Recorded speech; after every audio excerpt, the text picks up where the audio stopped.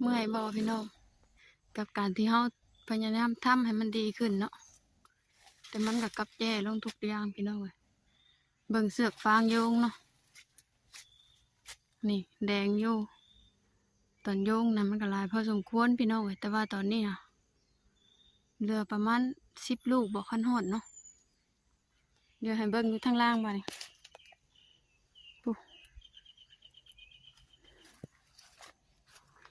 สภาพพี่น้องเอ้ยโอ้นี่ตะพุ่นเบิ่งอยู่เทิงต้นฮอด10 ลูกบ่พี่น้องกันมันฮอดประมาณนี้แหละเนาะแต่ว่าที่เหลือลงอยู่กับล่างเบิดอยู่ขี้ดินเบิดแล้วพี่น้องเลยอืม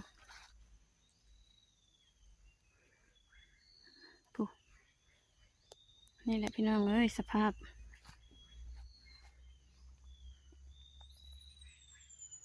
ตอนโยงน่ะลายเนาะเสือกกับจนแดงอยู่ต้นไปแล้วพี่น้องเลยแต่ว่านี่ตอนนี้น่ะเหลือแต่เสือกเนาะ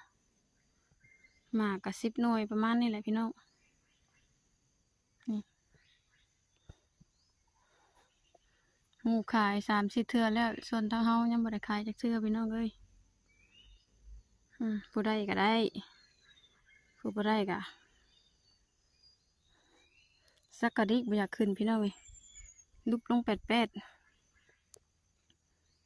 นี่ให้ภาพมันบรรยายเนาะตามนี่แหละ